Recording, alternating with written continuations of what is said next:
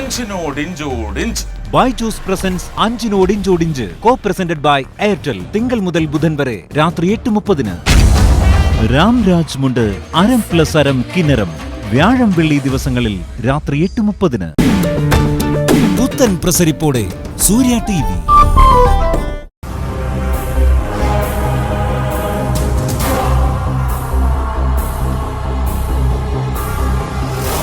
എന്താ റോഷൻ സാർ ഒളിച്ചു നിൽക്കുകയാണോ? ഞാൻ എന്തിനു ഒളിച്ചു നിൽക്കണം? എന്താ നിങ്ങളുടെ ഭാവം? എന്റെ നിങ്ങളുടെ വിവാഹം നടക്കണമെന്നാണോ റോഷൻ സാറിന്റെ ആഗ്രഹം? എന്താ കീർത്തി നീ ഇങ്ങനെയൊക്കെ സംസാരിക്കുന്നേ? പിന്നെ ഞാൻ എങ്ങനെ സംസാരിക്കണം? നിങ്ങളുടെ ഈ മൗനം എല്ലാത്തിനും സമ്മതം പറയുന്ന പോലെയാ എനിക്ക് തോന്നുന്നത്. ഇങ്ങനെയൊന്നും ആയിരുന്നില്ലല്ലോ നമ്മൾ സംസാരിച്ചിരുന്നത്. താൻ എന്നെ കുറ്റപ്പെടുത്തുന്നത് എന്തിനാന്ന് എനിക്ക് മനസ്സിലാവുന്നില്ല. കീർത്തി, തനിക്ക് വേണ്ടിയാണ് ഞാൻ ഈ വേഷം കിട്ടിയത്, അല്ലാതെ എനിക്ക് വേണ്ടിയൊന്നും അല്ല. അതെ, എനിക്ക് വേണ്ടി തന്നെയാണ്, സമ്മതിച്ചു. രാഹുലിനെ കാണാതെ എനിക്ക് ജീവിക്കാൻ കഴിയില്ലായിരുന്നു.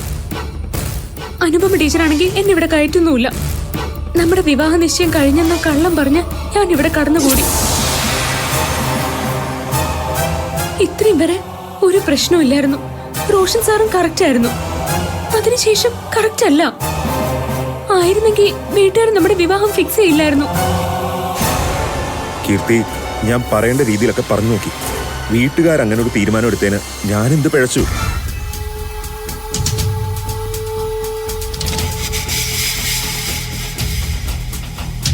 എന്റെ അനിയൻ ഇഷ്ടപ്പെട്ട പെണ്ണാണ് നീ. നിന്നെ തട്ടിയെടുക്കാൻ ഞാൻ ശ്രമിക്കുന്നതായിട്ട് തോന്നും നിന്റെ വർത്താനം കേട്ട.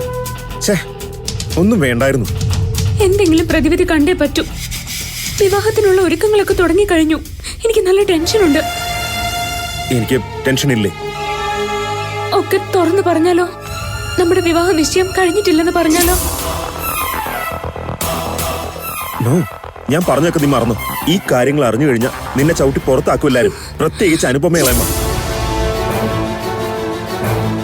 പിന്നെ രാഹുലിനെ നീ ഒരിക്കലും കാണില്ല. അവനെ കാണാതെ നിനക്ക് ജീവിക്കാൻ കഴിയില്ല എന്ന് എനിക്ക് അറിയാവുന്നോണ്ടാ ഞാൻ തുറന്നു പറയാത്ത. എന്താ ഇനി ചെയ്യാ? ഈ വിവാഹം നടക്കരുത്. എങ്ങനെ മുടക്കാനാ? താൻ പേടിക്കണ്ട, നമ്മുടെ വിവാഹം നടക്കാനൊന്നും പോകുന്നില്ല. ഞാനത് മുടക്കിക്കോളാം. എങ്ങനെ? അതൊക്കെ ഉണ്ട്. തൽക്കാലം കീർത്തി അത് അറിയണ്ട. എന്നാൽ അത് എത്രയും പെട്ടെന്ന് ചെയ്യ്. ഇപ്പൊ ചെയ്ത നമ്മൾ പ്ലാൻ ചെയ്തതാണെന്ന് മനസ്സിലാവും. ഇല്ലെങ്കിൽ അവരത് പരിഹരിച്ച് വിവാഹം നടത്തും. വിവാഹ ദിവസം വരട്ടെ, നമ്മൾ വിവാഹ പന്തലിലും എത്തണം. അപ്പോ ചിലര് വന്ന് വിവാഹം മുടക്കും. അതിനുള്ള കാരണം ഞാൻ കണ്ടെത്തും. നമ്മുടേതല്ലാത്ത കാരണത്താൽ വിവാഹം മുടങ്ങിയെന്ന് വരുത്തി തീർക്കണം. എന്തൊക്കെയാ റോഷൻ സാർ ഈ പറയുന്നേ? എല്ലാം വിവാഹ ദിവസം നിനക്ക് മനസ്സിലാവും. എല്ലാവരെയും വിഡ്ഢികളാക്കുവോ നമ്മൾ ചെയ്യുന്ന? ഇതിനെക്കുറിച്ച് നീ ആദ്യം ചിന്തിച്ചിട്ടില്ലല്ലോ. എനിക്ക് പേടിയുണ്ട്. വിവാഹ ദിവസം അടുത്ത് വരുവോ? നീ പേടിക്കാതിരിക്കും കീർത്തി, ഞാനില്ലേ കൂടെ. ഒക്കെ ഞാൻ ഏറ്റു. ഒന്നും സംഭവിക്കാത്ത പോലെ സന്തോഷമായിട്ടിരിക്കും. മറ്റുള്ളവർക്ക് സംശയമില്ലാതെ ശ്രദ്ധിക്കണം. ഞാൻ റോഷൻ സാറിനെ വിശ്വസിക്കുന്നു. എന്നെ നിങ്ങൾ കരയിക്കരുത്. ഏയ്, ഞാനല്ലേ പറയുന്നേ, നമ്മുടെ വിവാഹം നടക്കില്ല.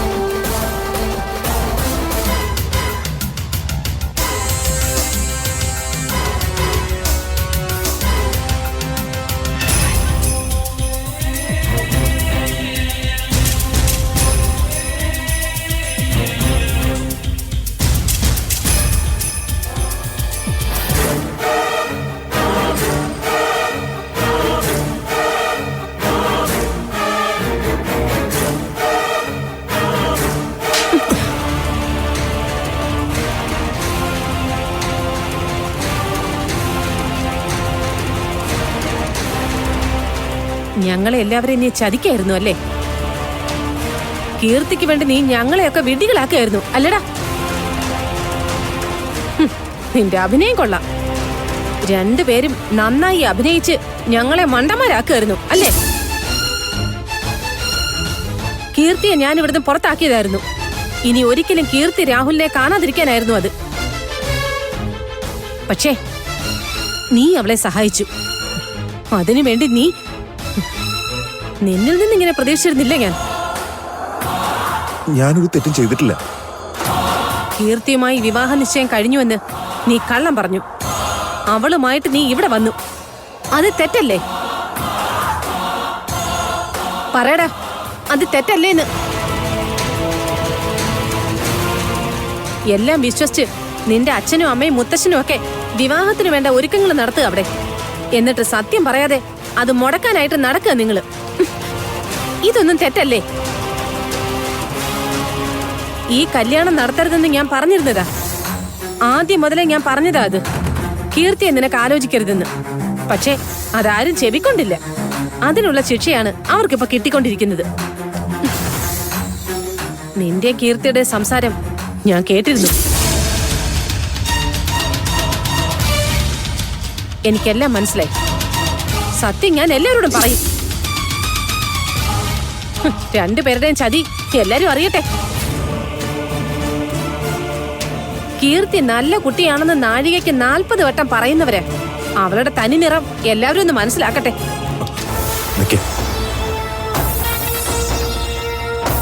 ഞാൻ പറയുന്നത് കേൾക്കണം, എന്നിട്ട് തീരുമാനിക്കും എന്താ വേണ്ടത്. എനിക്കൊന്നും കേക്കണ്ടേ? കേൾക്കണം. ഇളയമ്മ, കേട്ടതൊക്കെ സത്യം തന്നെ. ഞങ്ങളുടെ വിവാഹ നിശ്ചയം കഴിഞ്ഞിട്ടില്ല. ഇതൊരു നാടകം തന്നെ ആയിരുന്നു. കീർത്തിയെ സ്വന്തമാക്കാനുള്ള നാടകം.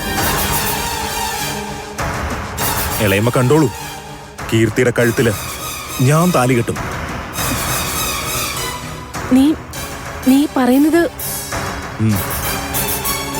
ഇതൊക്കെ റോഷന്റെ വെറും ഒരു പ്ലാൻ ആയിരുന്നു. അവളെ സ്വന്തമാക്കാനുള്ള പ്ലാൻ.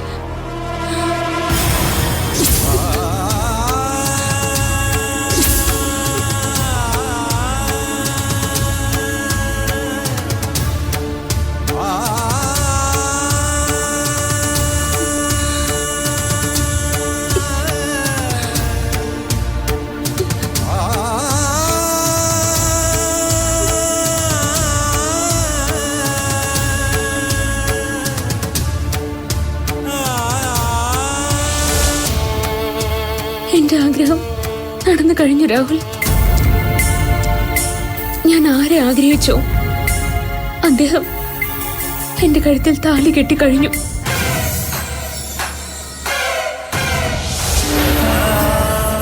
ഇനി എന്ത് നടന്നാൽ എന്ത്, നടന്നില്ലെങ്കിൽ എന്ത്?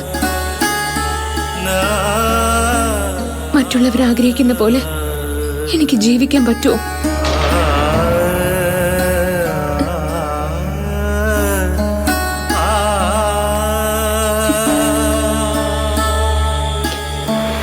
എന്റെ കഴുത്തിൽ ആര് താലി കെട്ടിയോ അദ്ദേഹമാണ് എന്റെ ഭർത്താവ്. ഞാനിന്ന് വിവാഹിതയാണ്. ഞാൻ ആഗ്രഹിച്ച ആള് എന്റെ കഴുത്തിൽ താലി കെട്ടി. ഞാൻ ഇന്നൊരു ഭാര്യയാണ്. എന്നെ വീണ്ടും വിവാഹ പന്തലിൽ എത്തിക്കാനാ എല്ലാവരുടെയും ശ്രമം. എന്തൊരു വിഡ്ഢികളാ ഇവര്. എന്റെ മനസ്സ് ഞാൻ കൈമാറി കഴിഞ്ഞ കാര്യം ഇവരുണ്ടോ അറിയുന്നു. എല്ലാരും സ്വപ്നം കാണട്ടെ. നടക്കാത്ത സ്വപ്നം. എന്റെ സ്വപ്നം നടന്നു കഴിഞ്ഞു. നീ ഇതൊന്നും അറിയുന്നില്ലല്ലോ രാഹുൽ. ഉണർന്നാൽ നീ എന്നെ കുറ്റപ്പെടുത്തുവോ? ഇങ്ങനെയൊക്കെ ചെയ്തത് തെറ്റായി പോയെന്ന് പറയോ? വേറെ വഴിയില്ലാത്തതുകൊണ്ടാ രാഹുൽ ഞാൻ ഇങ്ങനെയൊക്കെ ചെയ്തത്. ഈ കുരുക്കിൽ നിന്ന് രക്ഷപ്പെടാൻ റോഷൻ സാറ് ഒരു വഴി കണ്ടിട്ടുണ്ടെന്നാ പറയുന്നത്. നോക്കാം. എന്തായാലും രക്ഷപ്പെട്ടല്ലേ പറ്റൂ രാഹുൽ. കീർത്തി,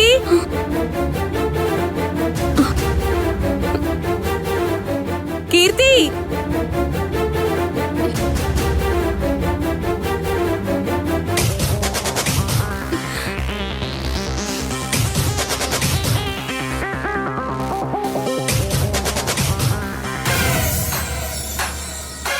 എന്തൊക്കെയാ വിളി പറയുന്നത്?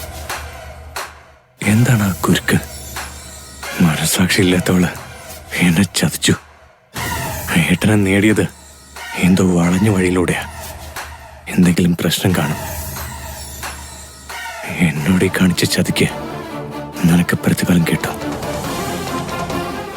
നീ അനുഭവിക്കാൻ ഇരിക്കുന്നതേ ഉള്ളൂ.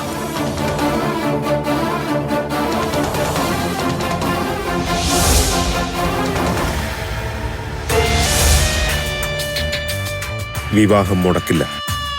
കല്യാണപ്പന്തലില് ഞാൻ വിവാഹം മുടക്കുമെന്ന പ്രതീക്ഷയില് അവള് വരും. ഞങ്ങളുടെ കെട്ട് നടക്കും. അവളുടെ സ്വപ്നം നിറയെ രാഹുലായിരിക്കാം. പക്ഷേ അവൾ ഈ റോഷന്റെ കൂടെ ജീവിക്കും, ഭാര്യയായി തന്നെ.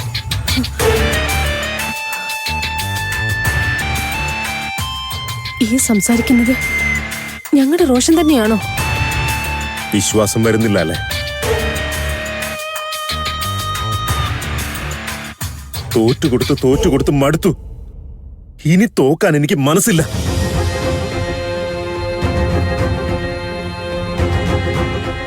സത്യം മറ്റാരോടും പറയരുത്. വിവാഹം നടക്കും. എല്ലാം മറന്ന് ഇളയമ്മ എന്റെ കൂടെ നിൽക്കണം.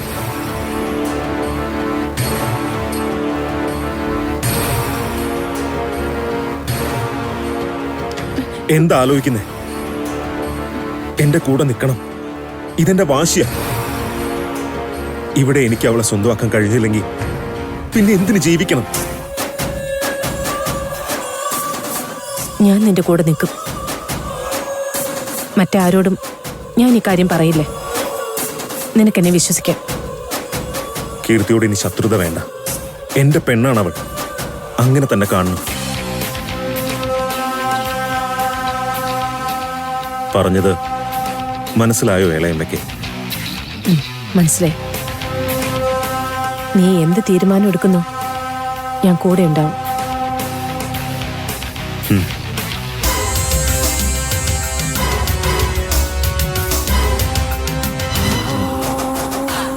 റോഷൻ ആളാകെ മാറി. ഒരു വാശിപ്പുറത്താ അവന്റെ ഈ തീരുമാനം. ഞാനായിട്ട് എതിര് നിൽക്കുന്നില്ലേ. വിവാഹം നടക്കട്ടെ. അവളെന്റെ മരുമകളായിട്ട് വരട്ടെ. എല്ലാറ്റിനുള്ള ശിക്ഷ അപ്പ കൊടുക്കാം. ഒരു പാഠം പഠിപ്പിക്കും ഞാൻ അവളെ.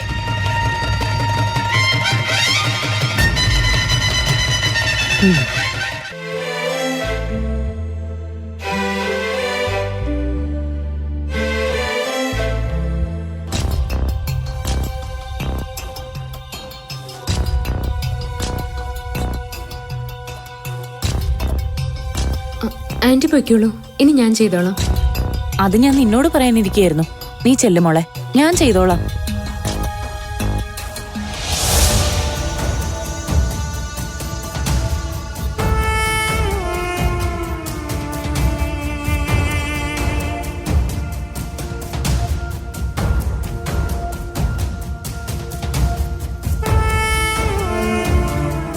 കല്യാണ പെണ്ണല്ലേ നീ? സന്തോഷത്തോടെ സ്വപ്നം കണ്ട് ഓടിച്ചാടി നടക്കേണ്ട സമയമായത്. നീ എപ്പോഴും രാഹുലിന്റെ അടുത്ത് തന്നെ ഇരിക്കണ്ട. നിന്റെയും റോഷന്റെയും വിവാഹം കഴിയുന്നത് വരെ ഞാൻ നോക്കിക്കോളാം രാഹുലിനെ.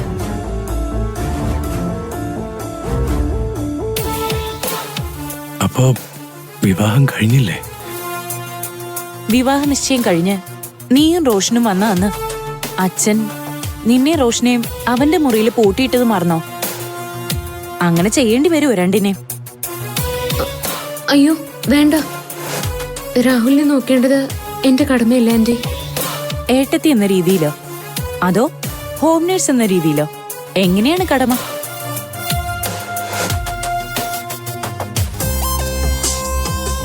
ഏട്ടത്തി എന്ന നിലയിൽ തന്നെയാണല്ലേ എന്ന് കരുതി എപ്പോഴും ഇവനെ ഇങ്ങനെ പരിചരിച്ചിരിക്കേണ്ട കാര്യമില്ല കേട്ടോ.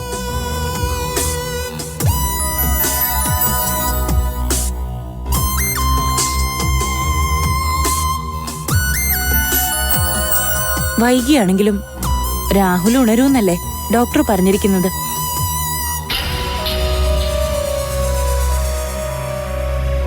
സംഭവിച്ചതൊക്കെ അറിയുമ്പോ അവൻ ഞെട്ടും. നിങ്ങൾ തമ്മിൽ അടുത്ത സുഹൃത്തുക്കളല്ലേ? അല്ല, നിങ്ങൾ തമ്മിൽ എന്തോ വിളിക്കാറുണ്ടായിരുന്നല്ലോ.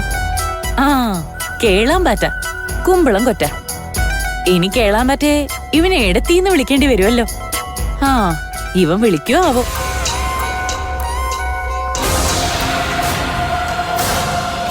എന്തായാലും രാഹുൽ സന്തോഷിക്കും.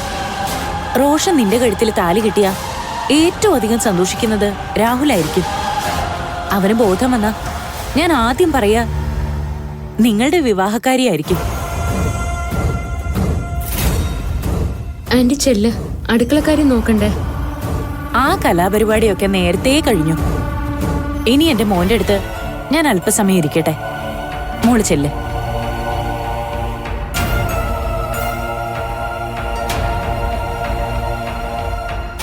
മോനെ റോഷ,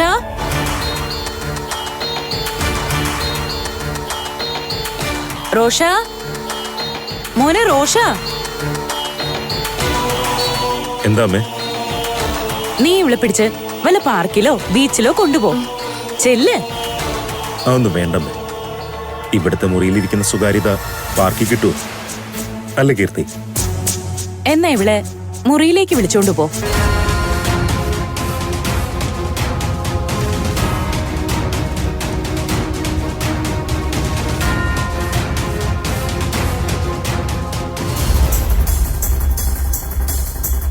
അത് പറയുമ്പോ അവളുടെ നാണം കണ്ടില്ലേ? അല്ലെങ്കിലും ഇവിടുത്തെ പാർക്കും ബീച്ചും ഒന്നും കീർത്തിക്ക് പ്രിയമല്ല. പുറത്താണ് പ്രിയം. ഹണിമൂൺ ട്രിപ്പ് സിംഗപ്പൂരാക്കിയാ മതിയെന്ന് കീർത്തി പറഞ്ഞു. ഞാനും അത് ഉറപ്പിച്ചു.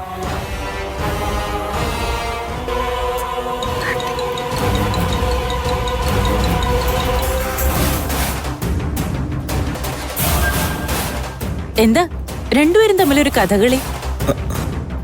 ഹണിമൂൺ ട്രിപ്പ് എവിടെയാന്നുള്ളത് സർപ്രൈസ് ആയിട്ട് വെച്ചതാ. അതിപ്പോ പൊട്ടിച്ചതിലൊരു പരിഭവം.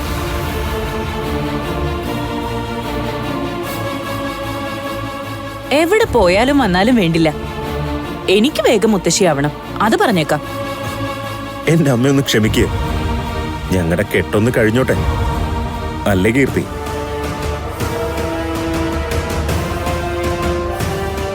കീർത്തി വാ, നമുക്ക് മുറിയിലിരിക്കാം. നമ്മൾ മിണ്ടിയും പറഞ്ഞും ഫുൾ ടൈം ഇരിക്കണം. അതാണ് അമ്മയ്ക്കും മുത്തശ്ശനും വേണ്ടത്. വിവാഹം കഴിഞ്ഞത് മാറുമല്ലോ. അപ്പൊ മിണ്ടിയും പറഞ്ഞിരുന്ന അമ്മായിമ്മ പോരോ ഉറപ്പാണ്. അതിന് വേറെ അമ്മായിയമ്മയെ നോക്കണം. രണ്ട് പോകുന്നുണ്ടോ ഇവിടുന്ന്? പോയേക്കാം അമ്മേ. വാ കീർത്തി, നമുക്ക് രക്ഷപ്പെടാം. വാടാ.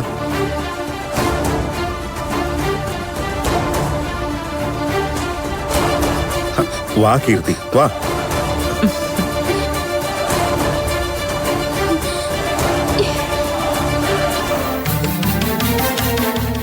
ഈ സന്തോഷം കാണാൻ നിനക്കാവുന്നില്ലല്ലോ മോനെ. വിവാഹ നിശ്ചയം കഴിഞ്ഞു. നീ ഉണർന്നിട്ട് മതി വിവാഹം എന്നാണ് അവർ ആദ്യം പറഞ്ഞത്. ഞങ്ങളുടെ നിർബന്ധം കാരണമാണ് പെട്ടെന്ന് നടത്താൻ തീരുമാനിച്ചത്. അടുത്ത ദിവസം തന്നെ അതുണ്ടാവും. അതിനു മുമ്പേ എന്റെ മോൻ കണ്ണു തുറന്നാ മതിയായിരുന്നു.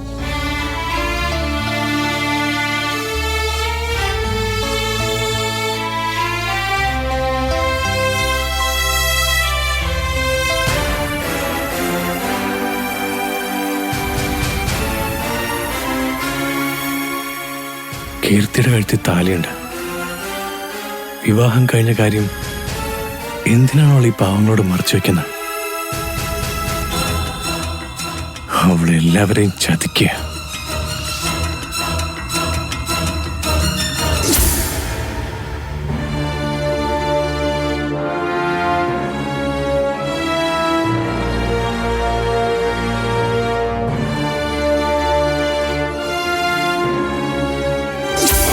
നമ്മുടെ വിവാഹം നടക്കാനൊന്നും പോകുന്നില്ല. ഞാനത് മുടക്കിക്കോളാം. എങ്ങനെ? അതൊക്കെ ഉണ്ട്. തൽക്കാലം കീർത്തി അത് അറിയണ്ട. എന്നാൽ അത് എത്രയും പെട്ടെന്ന് ചെയ്യും. റോഷൻ സാറ് പറഞ്ഞത് വിശ്വസിക്കാൻ പറ്റുമോ? രക്ഷപ്പെടാൻ മറ്റെന്താ ഒരു വഴി?